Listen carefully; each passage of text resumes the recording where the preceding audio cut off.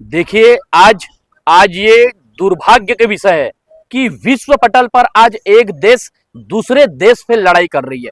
एक वक्त होता था, एक समय होता था जब संयुक्त राष्ट्र संघ की मीटिंग होती थी, एक दूसरे के व्यापार के नाम से जोड़े जाते थे, लेकिन आज एक दूसरे के देश दुश्मन बने हुए हैं। इसका मुख्य कारण है हमारे हिंदुस्तान के सबसे बेकार और सबसे कम पढ़े लिखे अनपढ़ व्यक्ति जिनका नाम है नरेंद्र मोदी। इनको पता नहीं है क्या करना है। ये कभी इजराइल जाते हैं, वहां जाकर भड़काते हैं लोगों को, कभी स्वागत करने के नाम से आता है तो उनको स्वागत करने आता नहीं। ही अरे पढ़े लिखे होते तो सिस्टमेटिक बात करते, बात करते। अच्छा, आज उस ईरान पर आज समस्या पड़ी है।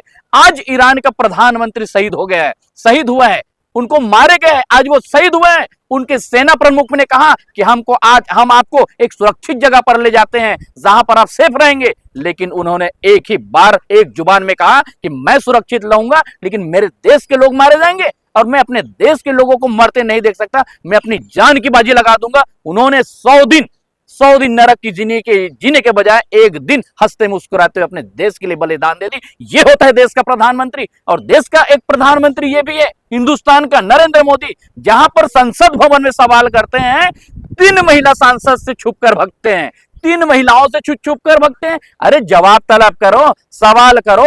आज इतने 4-5 मीडिया वाले आए हैं, हम सीना तान के युवा कांग्रेस के आदमी बब्बर शेर की तरह आपके सामने बात करते हैं। जो भी वो बात करो, जब हिंदुस्तान के एक छोटा सा व्यक्ति मीडिया के सामने बात करना चाहता है, मीडिया के सामने बात करता है, तो इतने बड़े हिंदुस्तान का प्रधानमंत्री जो आप वहां पर बैठे बात क्यों नहीं करते हो? प्रधानमंत्री बच्चे अभी तक श्रद्धांजलि तक नहीं दी उनके मौत पे। प्रधानमंत्री देखो, उनका नाम पलटू राम इसलिए रखा गया है कि उसको जब भी उनके नाम से खाता खुलता है, जहां अपराधी व्यक्ति के नाम से खाता खुलता है, वो दूसरे देश का दौरा करने जाता है। अच्छा, वो बोलते हैं आप मणिपुर इसी हिंदुस्तान का एक राज्य है। आज 2-2.5 साल से हिंसा भड़क रही है, हजारों लोग मारे जा रहे हैं। ईरान इराक में तो आज लोग मारे गए, मणिपुर में 2.5 साल से हिंसा भड़की हुई। एक बार हिंदुस्तान का प्रधानमंत्री एक ट्वीट नहीं किया है। आज उनका कोई सुरक्षा बल तैनात नहीं है। आज देश का गृह मंत्री, आज देश का सुरक्षा मंत्री मणिपुर झांकने तक नहीं जा रहे हैं। वो आदमी सुख दुख में काम आएगा, जबकि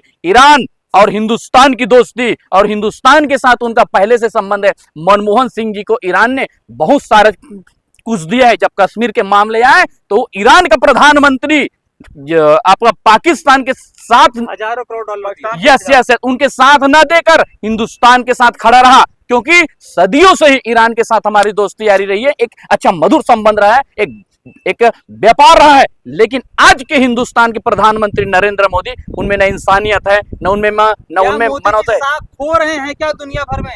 क्या चीज? अपनी साख खोते जा रहे हैं और दुनिया के लोग समझ गए हैं कि ये सिर्फ बोल बच्चन करने वाला व्यक्ति, संसद से डरकर भागने वाला व्यक्ति, लड़कियों के हिंसा, लड़कियों के जहां पर शोषण हो रहा है, एस्टीन फाइल में नाम इनके आए, ये शर्म की बात है। और जब इस व्यक्ति का नाम वहां पर एस्टीन फाइल में खुलने जाता है, ट्रंप भैया करते अमेरिका के राष्ट्रपति डोनाल्ड ट्रंप के पास जाकर झुकते हैं। इजराइल को अपना दोस्त बताया प्रधानमंत्री मोदी जी ने। अरे वो क्या दोस्त बताएगा इजराइल में? ये जब भी जाता है ऐसा कुछ घटना करके आता है। हिंदुस्तान में पूरा घूम नहीं पा रहा है। ये क्या कर रहा है? 14 लाख 15 लाख सूट पहन के, मशरूम खा के ये आदमी सिर्फ हवाई जहाज का आनंद ले रहा है। उस देश को इस देश से लड़ा रहा है, और यही सब चीज घटना की वजह ये हिंदुस्तान का प्रधानमंत्री Narendra Modi. Father of land बताया इजराइल को। अच्छा, वो उनके फादर ऑफ लैंड है ना? इजराइल उनके फादर ऑफ लैंड है, और भारत मदर ऑफ लैंड है। अच्छा, इतना बस बता दीजिए देश का प्रधानमंत्री कि इजराइल का हिंदुस्तान में क्या योगदान है भैया?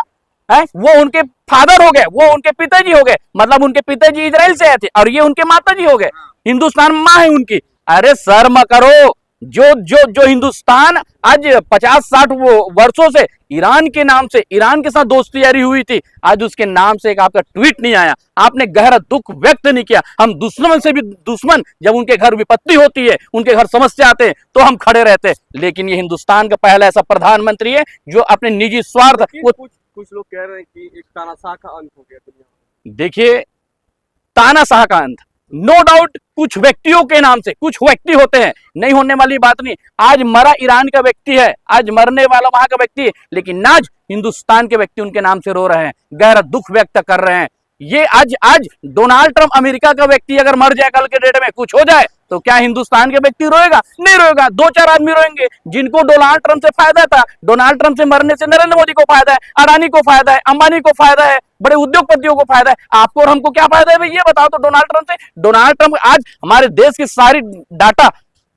की सारी डाटा डोनाल्ड ट्रंप को दे दिए। 164 बार नाम आया, शर्म की बात है। आज वो इनके कैबिनेट के मंत्री पूरी का पूरा विरोध चल रहा है हिंदुस्तान में। शर्म आना चाहिए। 8 साल 9 साल बच्चियों के साथ बलात्कार किए हैं, बलात्कार करने के बाद उनके खून पिए हैं, खून पीने के बाद जो लड़की बची उसे मारकर उनका कच्चा मांस खाए हैं। ऐसा पूरा आज हिंदुस्तान में चल रहा है। हम नहीं